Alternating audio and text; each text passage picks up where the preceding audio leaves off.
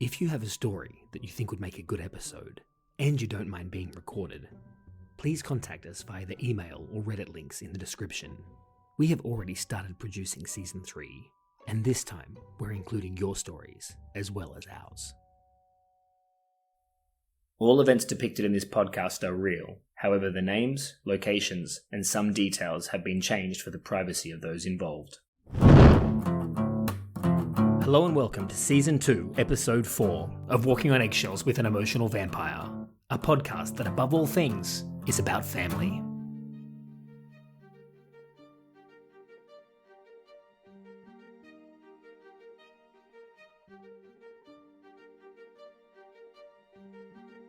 A few months have passed since I finished editing the last episode. Usually, when I finish working on an episode, I'm super pumped to jump into the next, but not this time. The unexpected somber turn at the end of the last episode has left me feeling uneasy, and I needed to take a minute or two to process. For a while there, I even thought about deleting my Buzzsprout account completely and finding a new hobby altogether. You know, the kind of hobby that you don't have to use a fake name for, or live in constant fear that it might be discovered by your parents and break their hearts. I wonder if this is what it feels like to be a stripper. I know this might seem like an odd comparison, but let me explain. A dancer once told me, and by dancer I mean the exotic kind, she told me that she loved her job, but because of it, she lived in constant white-knuckled fear that someone that she knew from her other life might walk down those wooden stairs and find her out. She told me that she thought it must be what it's like for someone living in the closet. Maybe not quite that bad, but close. And she wished that she could be brave enough to confront her parents, tell them the truth, and be free. But she knew that she never could. Now, before you start making assumptions about my private life and thinking I'm some kind of pervert, I should let you know that I used to manage a strip club, hence the deep stripper conversation. So what is the point that I'm trying to make with all this? I guess it's just that I feel like shit. Like maybe I've been betraying the people that I care about. But at the same time, I really enjoy making this podcast. And it's hard for me to believe that doing something that I get so much out of, that feels so naturally fulfilling, could be so wrong. I'm a closeted podcaster. It's weird and it leaves me conflicted. And what is it that I do when I'm feeling conflicted?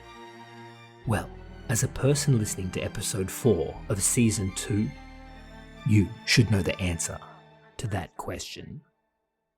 I'm 54 seconds in. 1 second in, 2 seconds, 3 seconds. I'm 1 minute and 4 seconds in now. Oh, well, look at you. All right. I am 10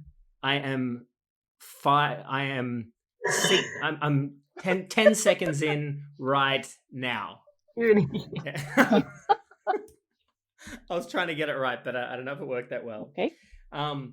Yeah, anyway, so it's been a while since I finished the last episode, like 3 or 4 months, I think. But I don't know, I've spoken to you guys about it, but yeah, that last edit, it messed me up a little bit. You've listened to it. How did it affect you too? Yeah, I did not like the Christmas part of it at all. Yeah. Felt icky. Ugh. No, that brought back some not great memories, and of me feeling pretty bad, pretty shitty, to be honest. Yeah, I felt the same.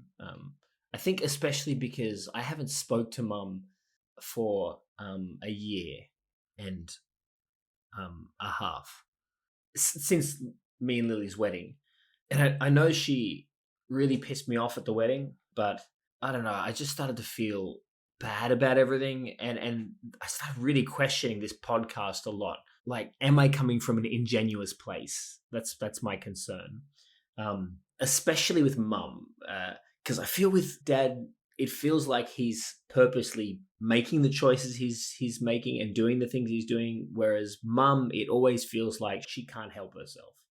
No, I get that with Mum. like she does things and then you like get the shits with her, but then you sort of feel bad because it's like she doesn't understand. She doesn't see the full picture that's going on. She just thinks about like her feelings and stuff, which is shitty, but then you feel bad because she's, I don't know. It's weird. Well, because that's what I've been thinking about a lot lately, is how much of all of these things that mum does can we blame on her, and how much can we attribute to some sort of mental pathway that's not functioning correctly. And it's brought me back to the type of conversations that we were having just before we put the podcast together, about mental health and that sort of thing. When you were going to therapy, Aria, those type of conversations. And while it is true that this is a podcast that above all things is about family, I could argue that the event that had the greatest impact on its inception was when Aria started seeing a psychologist. Sorry, I just sat back down. That's right. Yes, I did see a psychologist. Why did you go?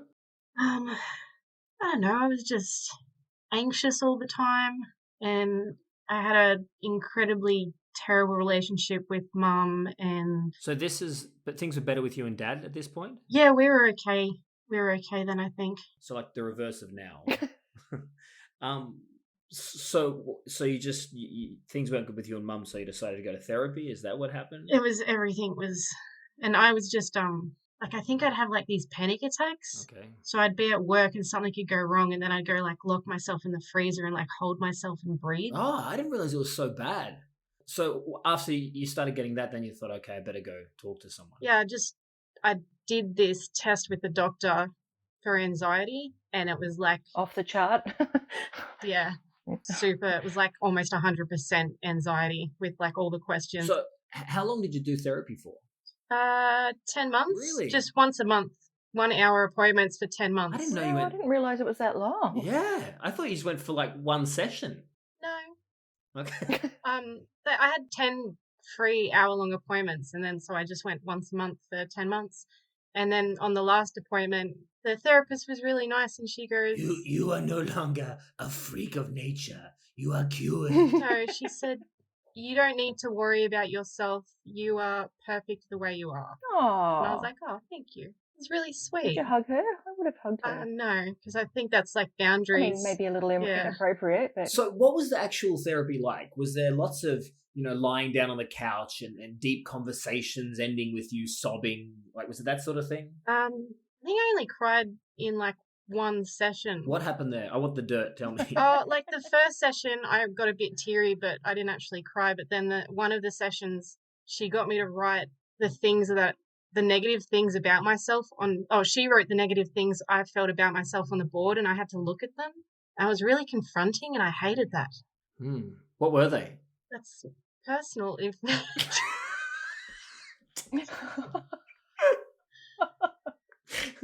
I'd be very curious to know. what? So you can use that later? There's some dark stuff. Jesus. I know it sounds like I'm making light of Aria's experiences here, and even denigrating the practice of psychology, but that is not the case, and I'll be the first to admit that these 10 sessions were of unquestionable benefit to Aria, and left her with a noticeably more stable and mature mindset, and of course, no more panic attacks.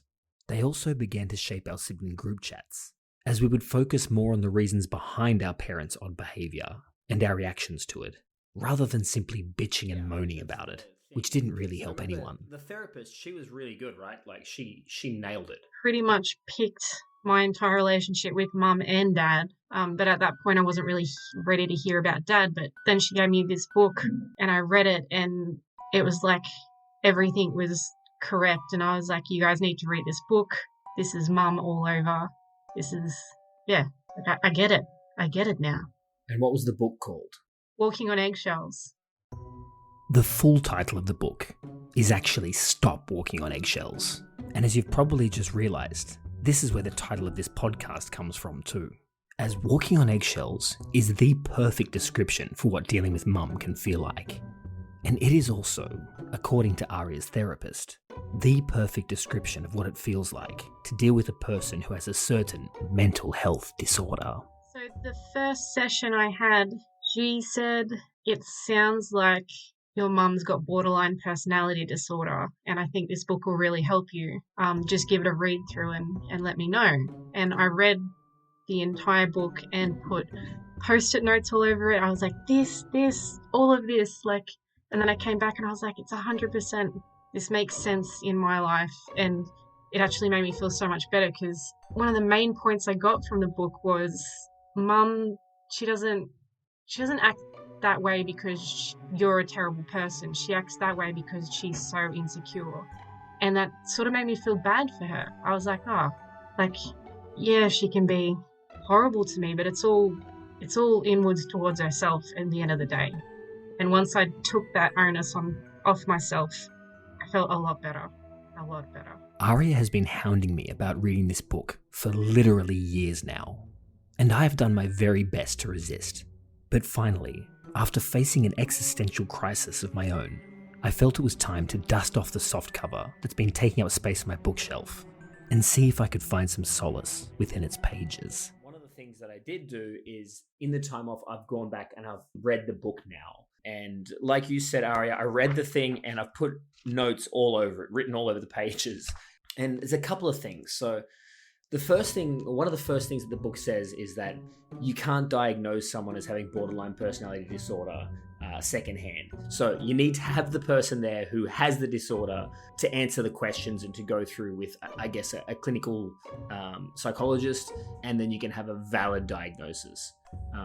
And while I believe that, sure, it sounds right, I want to see if we can go through the book and maybe see if we can make a diagnosis of our own. And while it mightn't be valid, at least if we can come to the conclusion that there is something going on with her, then selfishly, I guess, I'm going to, feel better about the fact that I'm complaining so much about all of this, because there would be something there. And then maybe from that, maybe I can work out how to mend things with her, at least so I don't go, years at a time without talking to her. Maybe I can find that there's a better way to deal with her. So I guess that's what the plan is. Yeah, but Aria, you should be happy because I finally read the book anyway. I'm keen to hear your notes. And so, with the thesis of the episode firmly in place, it was time for the three of us to take some steady but careful steps into the field of psychology. Okay, so I want us to take this seriously, so we're going to have to follow this really carefully. Motherfucker, son of a whore. That's my phone. Alright then, so maybe the steps weren't quite as steady as I might have liked them to be. Jeez. Have you never heard a ringtone before? That noise just derailed the whole conversation. But in our usual fashion, Sorry, we're having this deep old convo. I've made sure I've put my phone completely on silent now. There's not one noise coming out of anything. After a few minutes, Who would have thought one little noise and two of you go crazy for 10 minutes? we were able to get things back on track. Aria, that was actually pretty awesome. I know, it actually sounds like it. Yeah, it did. I actually recorded it. She's just playing it back. And what followed was an extended conversation between the three of us as we went through the diagnostic criteria for borderline personality disorder and how it related to Mum. The criteria for what borderline personality disorder is a pervasive pattern of instability of interpersonal relationships, self-image and affects, meaning moods, and marked impulsivity beginning by early adulthood and present in a variety of contexts, as indicated by 5 or more of the following traits. And then we've got 9 different traits here. So if Mum is a positive to 5 of these, then it's a positive diagnosis. I guess we just go through these 9 traits here and then we see how we go. So number 1 is frantic efforts to avoid real or imagined abandonment. Do you see this in Mum? Yes. I'm going to say a little bit because I don't think it's fully like that. What do you think it's like? I don't know. I think she can be pretty confident sometimes, she seems, but maybe that's just part of it. See, I see this is a slam dunk for me for Mum. She has some of the most brutal FOMO of anyone I've ever seen in my life. Like, I think she walks around constantly feeling like she's Not included. Yeah, not being. I think that's exactly how she feels. Yeah, true. Which makes the whole Christmas incident with us all the more heartbreaking. Because if her biggest fear is that she's being abandoned, and then she finds out on Christmas that she really is abandoned by her kids, that's just awful. Yeah. I think that's a pretty clear yes. So let's make that one a yes. Okay, so number 2 is a pattern of unstable and intense interpersonal relationships characterized by alternating between extremes of idealization and devaluation. Yes. Yes. I like you finding this amusing. So why do you think this? Me? Yeah, tell me what is it? What do you see? How do you see this? Well, yeah, throughout my whole life, and it's not just with me, I've seen it happen with other people. She'll be totally about this person. They're just wonderful. And then could be the next day and she just thinks they're the worst thing ever. And it's happened with me where she loves me and it's all feels wonderful, like this motherly love. And then all of a sudden, like I'll say the wrong thing and then she won't even say like, I love you to me or kiss me or give me a hug goodbye or anything. It's just, and then total like disdain for me. It just flips. And then she likes me again, and then Yeah, it's like flipping a switch. Like you could be there like 1 hour and she's all about you kind of thing, and all of a sudden the switch will flick, and then it's you've done something wrong or you said something in that hour that she hates, but she won't let you know what it is either. I think we've all experienced this one regularly. This is a very common mum trait. yes. Yeah. And to be honest with me, I do have that golden boy thing where I think even when I'm not talking to mum, it's pretty rare that mum actually sees me as the bad guy. I think she pretty much always has me as the good guy. It's usually me who gets. Oh yes, golden boy. Yeah, old golden balls over there. Golden balls. Either way, I think that is a pretty clear yes to trait number 2. Would you guys agree? Yes. A resounding yes. Cool. So number 3 is identity disturbance, markedly and persistently unstable self-image or sense of self. What do you think about that one? Yeah, I think so. Yeah, I think so as well. I have a hard time with it just because it's so about your internals. And like I know one thing with mum is that she'll always say that she's the most perfect mother. She literally will be like, I know that I am the most perfect mother. I am a perfect mother. That's what I was born to do. But I've never heard her ever flip on that. It always seems like she's very convinced of that. I mean, I don't think I've ever seen it. It's always been very, I'm great, I'm perfect, I've got, She does think of herself highly. Right, I haven't really seen her swing the other way. It does say in the book that borderline personality disorder, one of the traits is they can tell people that they're one thing to hide the fact that they really believe that they're the opposite. But if that's the case, she's certainly very, very convincing. I would never question that she believes it. Yeah, she absolutely does. But it also does say in the book that this sort of behavior can become like a mantra. Like they keep saying the thing that they want to be true so much that then they actually start to believe it. Yeah, there's been times where it's like she's not even trying to convince me. She's trying to convince herself when she's saying things. So like one time she was like, I've got great friends and they all love me. They gave me a plaque. Have a look at the plaque they gave me. They love me because I'm wonderful. I've got great friends who love me. They think I'm amazing. And like, I'm like, okay, I get it. I get what you're saying. You don't need to keep repeating that.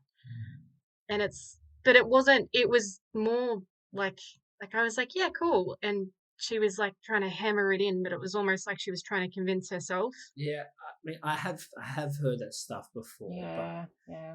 I still, I don't know. I just maybe. Yeah, I think it's a maybe, which is a no because we can't know what she's actually feeling. Anyway, so criteria number 4 is impulsivity in at least 2 areas that are potentially self-damaging, e.g., spending, sex, substance abuse, shoplifting, reckless driving, binge eating. Binge eating.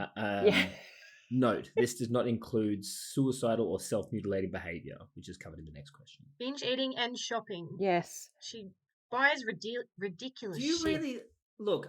When I think about self-damaging, I think if I'm talking shopping, I'm talking someone that spends thousands and thousands and thousands of dollars that they shouldn't be spending. Mums good with money. She saves well.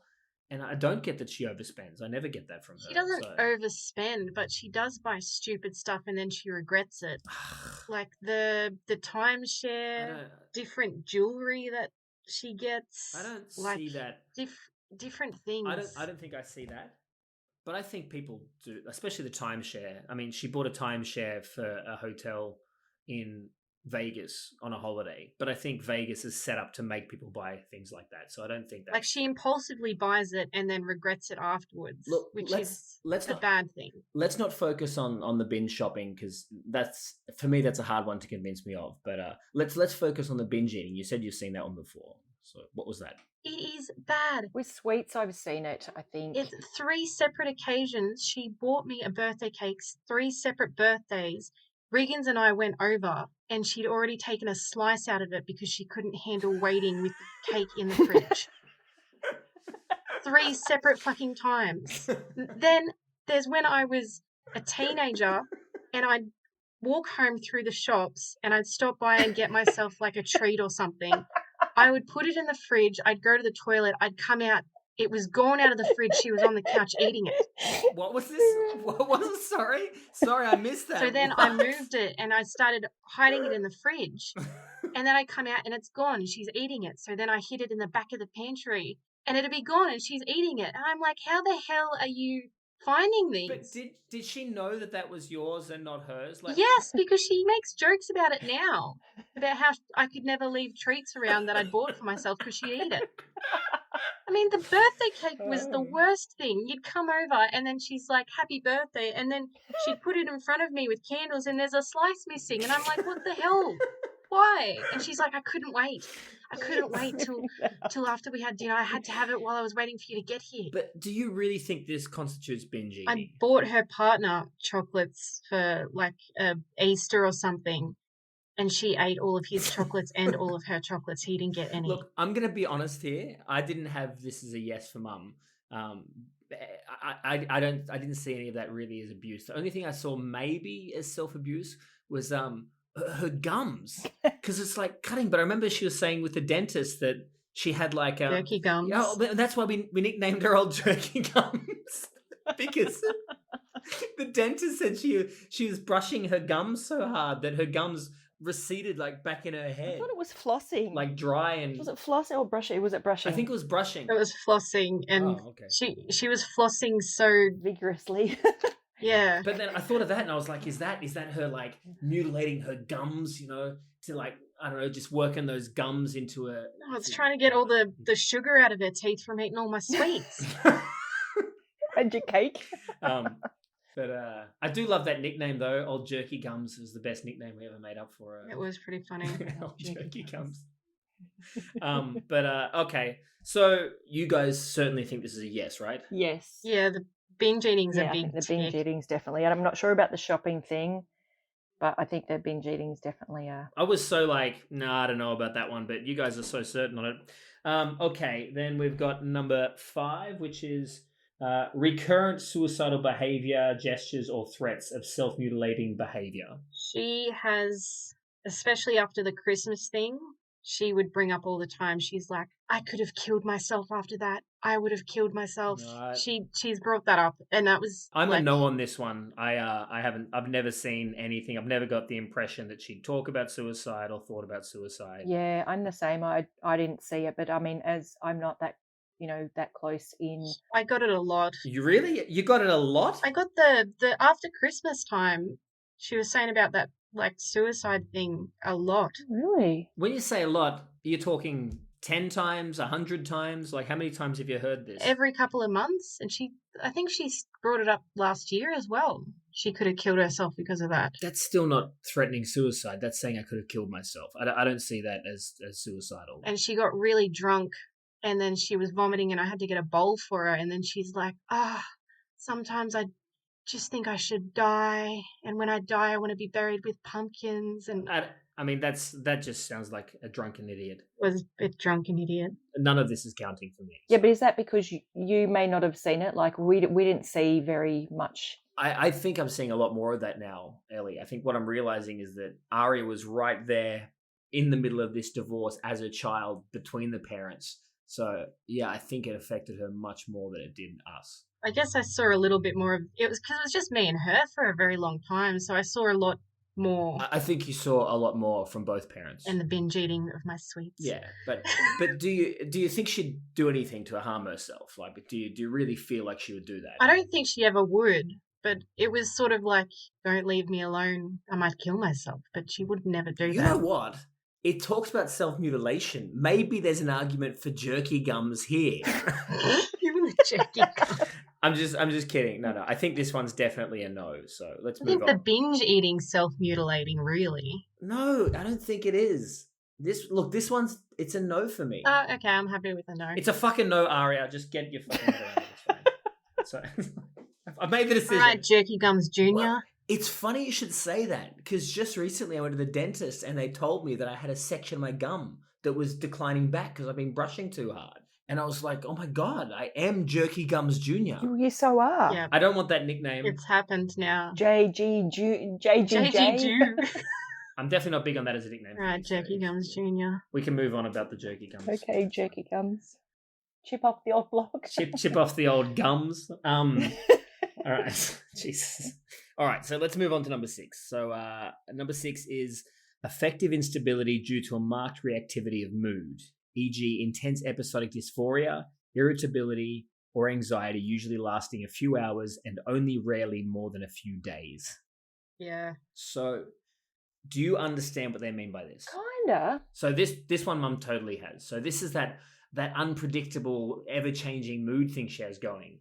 And an example that I can give is that from the age of 12, when I was able to get myself off to school by myself, I would purposely wake up at 5 a.m. every morning and I'd be out of the house by 6:30 so I didn't have to deal with her because it was impossible to tell whether she'd wake up happy and normal or she'd be furious at me because I turned a doorknob too loud or something. And I made sure of this from year 6 through to year 12. So for 7 years, I made sure I wasn't in the house because it was so unsettling. And it was easier to find some way to occupy myself outside the house than it was to deal with her. Well, that's the whole walking on eggshells thing, right? Yeah. That's it, because you just don't know. Like, you could ring up and go, hey, blah, blah, blah, and then you could say something and she'll just flip, and you just don't know you almost don't know what you're going to get. I used to get it in, like I'd come home from school and I'd go over and I'd be like, hey, Mum, and I go to give her a kiss and she's like, don't talk to me. Yeah. And I'm like, all right. And then I'd walk away and then like 2 or 3 hours later, she'd be like, hey, my beautiful girl. I was just really, I did a big day at work and I just didn't want anyone to talk to me and I'm all fine. I'm like, okay. I 100%. I've seen this one. You'd come in there, you'd get just a hint of like rage, and you'd just be like, okay, fuck this. I'd be like out the door, or I'd go and hide somewhere for a few hours. Like yeeting it out the door. Yeah, that's what I'd hide in my room for like the next few hours, waiting for it to calm down. Well, that's it. Effective instability due to a marked reactivity of mood. It's the thing. It's just it's intense, and it's right. It like usually lasts a few hours. It doesn't usually last more than a few. Like I don't think it ever lasts more than a day. No, like, she would have swung about 6 times by then. That's exactly right. It's like every couple of hours. So I don't think we even need to discuss this one. That one's a definite yes. The next one is number 7. This is an easy one. This is chronic feelings of emptiness. Do you think Mum has these? I don't know. It's 100%. Chronic feelings of emptiness. How could I know that? I'm the same way. How could I know? I would never get the impression that Mum has chronic feelings of emptiness from talking to her or looking at her. I would never get that. I always feel like she thinks she's amazing. Yeah, same. But that could just be the front that she puts on to all of us. Absolutely. So we don't know. So that I'm going to say a no, or at least it's definitely not a yes. Okay, the next one is number 8, and it is inappropriate intense anger or difficulty controlling anger. Yes. E.g. frequent displays of temper, constant anger, or reoccurrent physical fights. Not physical fights, no. Not physical, no. No. There's like No. a couple of times with you, I think she's been a little bit physical, but I don't think it's like No, fighting. She ripped my shirt one time, and she was doing this thing. There's this thing that Mum does with me. I hate it. When she's really angry, she puts the word bloody in there. So she'll be like, "You're just like your bloody father." Yeah, she does say the bloody thing. or like you're so bloody cheap. Like it's always that, you're so bloody this. It's the worst. And one time she had me by the collar when she was saying it, and she ripped my collar. But I wouldn't call that physical. But I would say though that she does have this trait, this the inability to control her anger or display it. It's like that thing that she has with her lip when she gets really angry and her lip curls up. That thing that she had at Christmas time. She's showing the jerky gums off. Oh God, not the jerky That's- gums again. That's exactly what I thought of when you said that. Of course it was. She does this weird thing with her mouth, and she like talks in I don't know. I know she talks with the mouth the same way as well. It's just odd. I don't like it. Kind of creepy. You're like, oh God, I've got to get out of here now. It makes me think of something in the book. They talk about people with borderline personality disorder being quite childish. Like when a child is angry about something, they get all caught up in their emotions and they can't get past them. And that's what Mum's like. Like when something happens to her or she's angry about something, she just can't let it go and she can't even hide it. It's like you've lit the fuse on the stick of dynamite. I was just going to say, it's the thing, like the childlike thing is, like most of us, we can just, like someone said something that made you a bit shitty, but you're just like, I'm just going to bitch about that later to like my partner. But instead she has to like start being pissed off about it then and there. Like, yeah. She can't regulate her emotions by the location or the circumstances.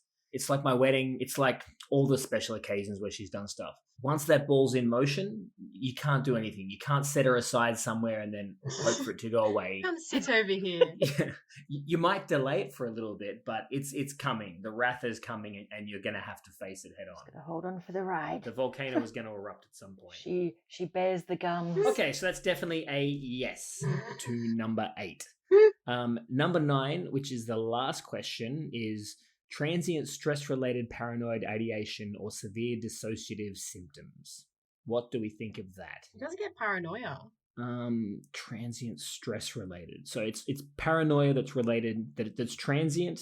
It's related to stress, and then there's severe ideation. So again, my wedding is another one where I have seen the paranoia come in a stressful situation. But also, like, if she misplaces something, she immediately thinks someone's come into her house and stolen it. Man, the White Album. Yeah, but not even that, just like other things, and then she'll find it a few days later or something. The White Album isn't a paranoia thing because that's real. It's true. Actually happened. It's true. She did have someone stealing things from her, and it was you. I was young, and I didn't think it was anything. That's the problem. Does she have this condition? Or are we just assholes who've made her like this? Hey, it wasn't me. Speak for yourself. I had nothing to do with that one. Aria's the one. I had nothing to do with it either. I still feel bad about that. You've never told her, have you? Never will. How do you think she would take it? Would she be able to forgive you? I don't want to know. It's not a situation I want to deal with. It's not up for discussion. Yeah, okay. Well, it doesn't relate to this question, obviously. So do we have anything that does relate to this question? She's right into like the conspiracy theories and all of that stuff. Yeah, she really is actually. She's right into all of that. That's not the same thing. That's completely different. We're talking about transient stress-related paranoia, not just being into conspiracy theories. I can't think of anything. I was thinking about my friend's 21st, but it wasn't really paranoia. That was just her being weird. Actually, I have got one. I just thought of one. Okay. So this was years ago, and Mum decided to try out a gym. So she went to the gym, and she'd never been to the gym before. It was her first time. So she went there, she had her workout, and then she went home. But when she got home, she realized that there was a hole in the arse cheek of her gym pants. This is funny. This is very serious. And then she noticed there was a hole in there, but then she said that she was furious because she knew that everyone had been staring at her and laughing at her, but not telling her about it. She even said they were helping her with the machines and explaining things to her, but she knew that they were laughing at her behind her back about it. And I remember coming home from school and she was so furiously angry, and she said she would never go back to a gym again. I actually have one. A hole in your ass cheek. That's my butthole. Oh, Jesus. I've got one where she was paranoid. I do. Well, before we go into that one, do we think that my story is valid, the butthole one? Because it was stress related, because she was at a new gym. She was paranoid because she believed that everybody was conspiring against her. Yeah, but chances are no one even noticed. For sure, no one did notice. And if they did, they wouldn't have cared. It's a gym. I go to the gym every day. I couldn't care less if someone's got a hole in their ass cheek. So I think it does relate to the question, but I think it's still quite a mild one. It wouldn't. It's definitely not a hard yes for me. Yeah, I think that, it is that stress, and then she gets paranoid about, and she makes up this scenario in her head, which I have a story as well. Shoot, go for it. Kara's giving birth at the hospital. Okay. So we got the call that Kara was in labor, and so we went to the hospital, and, it's not like the best time to be annoying someone when they're trying to push out a baby. But Mum went there, and so Mum wasn't really getting the attention from Kara, and then she started getting all weird, and then we ended up leaving, and then she's in the car with me, and she's like, "Did you see all the nurses whispering and looking at me? Oh, wow. Because Kara said something to them about me, and they weren't going to let me in there." And it was like this super paranoid conspiracy. Every nurse was looking at her. Everyone was whispering and pointing at her, which I definitely didn't see any of that. And also the nurses don't give two shits because they've got a job to do. I mean, that ticks all the boxes for this question for me. But it was not even just the nurses in Kara's area. It was the reception nurses and the doctors we walked past, and it was everyone. She's like, they're all whispering about me. Kara said something about me. So yes, that's definitely stress-related paranoia. Yeah, that was definitely a big one. Yeah, it is a big one. But still with me, I haven't seen enough of it to give it a conclusive yes. But that being said, the fact that she's mentioned it these couple of times, it probably means that it's happening a lot more, but she just doesn't say anything. But either way, it's still, I still can't give it a conclusive yes, so I'm still going to give it a no for this one. But it sounds probable that it's there. But that's the 9 questions there. Let's have a look here and see. So let's see how we did. So number 1, frantic efforts to avoid real or imagined abandonment. That was a yes. I'm not sure if it's my critical nature. 2, that is yes. Or maybe because I'm still feeling guilty about the whole Christmas incident. That's a yes. But it seemed to me that my sisters were much more comfortable than I was, attributing the borderline criteria traits to Mum. So of the 9... And even as I tallied the questions up, and we need 5 for it to be a positive diagnosis. I still had my doubts. 3, 4, 5. So from what we've got here, this would make it a positive. But I'm just not sure yet. I don't know if I'm ready to give this a positive yet. What about you, Ari? What do you think? I have spent so long using the techniques I read and having this understanding about that's the way she is, and it's worked for me and helps me deal with her a lot easier. So even if she doesn't have it, it's I deal with it thinking that she does, and my life's so much easier dealing with her, and my relationship with her is so much better because I believe that she has this. So I'm saying yes. And you, Ellie? I think yes. Okay. I guess that's what I kind of expected. But if you think about just all the things just everything basically from when we kind of grew up, and the not sure, how she's going to be, and, 1 minute she's loving this person and hating on this person, do you know what I mean? And the mood, the mood swings and stuff, there is a lot of that there. So It's true, there is. even if it's not full blown personality disorder, I don't know if there's a, I think there is some of it there, definitely. At this point in the conversation, I think I thought that a clear diagnosis would solve all my conflicts and bring me absolution. But instead, I'd ended up with more doubts, and it led to another conversation, one that was more personal and centered around our feelings and our actions rather than I Mum's. think she probably does have borderline personality disorder. I feel guilty about the podcast, and I think I'm trying to find a way to absolve myself of the guilt of putting this show out there where I rip on the parents, people who have their problems but in no way gave us a bad life. And I think maybe thinking that mum has borderline personality disorder, that'll make it all better. But I don't know if it does. So I'm trying to find a way to make this show guilt-free. I think that's what I'm trying to do. Yeah, but I feel like a lot of people can kind of relate because maybe they've had similar situations in their families and things like that. So, and, we're kind of not, I was going to say we're not slagging them off or anything, but I guess maybe we are at times. But, it's a way of us coping with it and the way we kind of deal with it, I suppose. There is a bit in the book where it talks about people who are in relationships with others with borderline personality disorder and how they use humor as a way to cope with what they've been through. And I think you could see our podcast as that. It is using humor to lighten things. The problem that I have with that is that I don't feel like I am coping with anything. I don't feel like I'm a victim at all. I had a great upbringing. I love my childhood. I think the parents did a really good job. I think they're kind of fucked up people a little bit in the head, but who isn't, right? It's certainly nothing I have a right to complain about in any big way. There's real people out there, and there are loads of podcasts about people who are real victims who've had horror stories, but that's not what this is. And it's why I'd never go to therapy. It's because I have such an issue with being the victim. I'm not the victim. It definitely isn't how you think it would be at all. Yeah, I'm sure.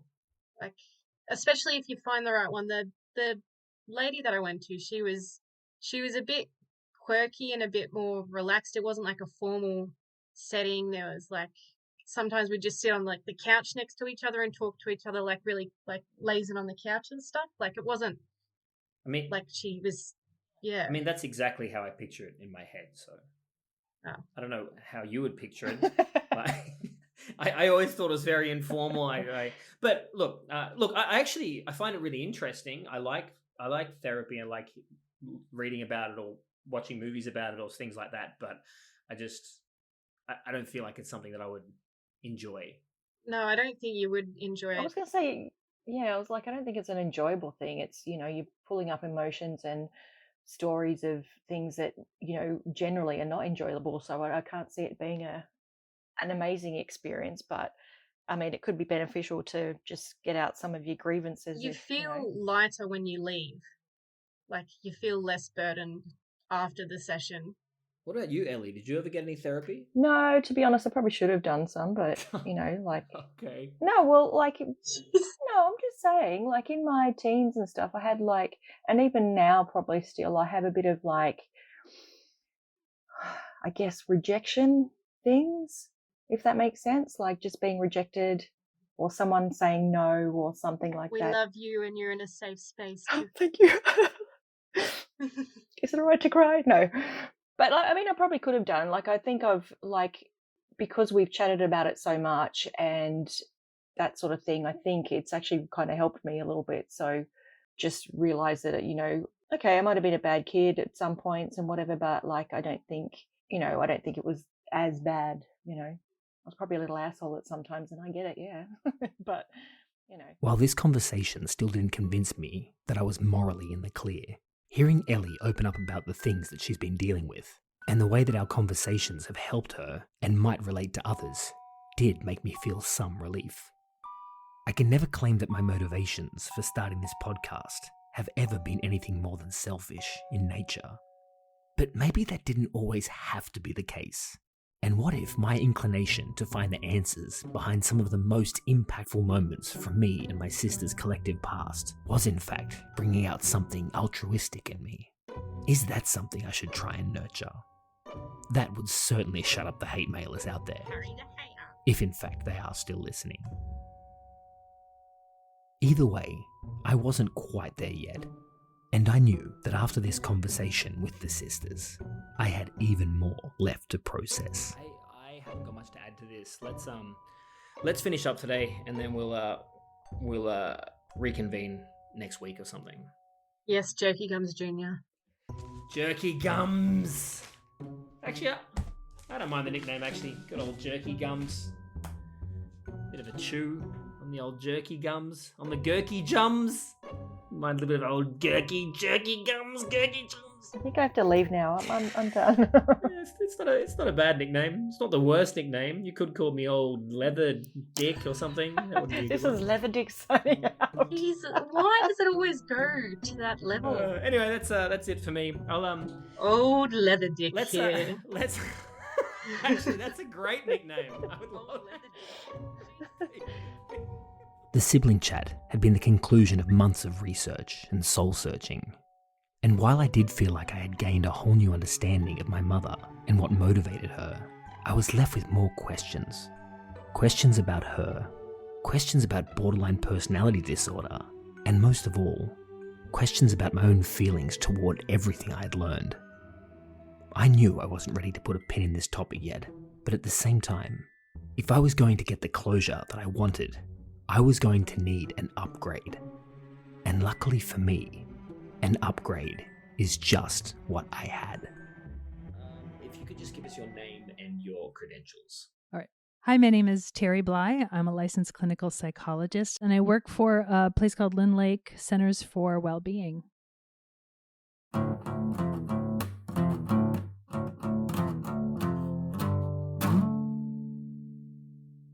Next time on Walking on Eggshells with an Emotional Vampire, we get to hear a professional's opinion on our amateur diagnosis of our mother's borderline personality disorder.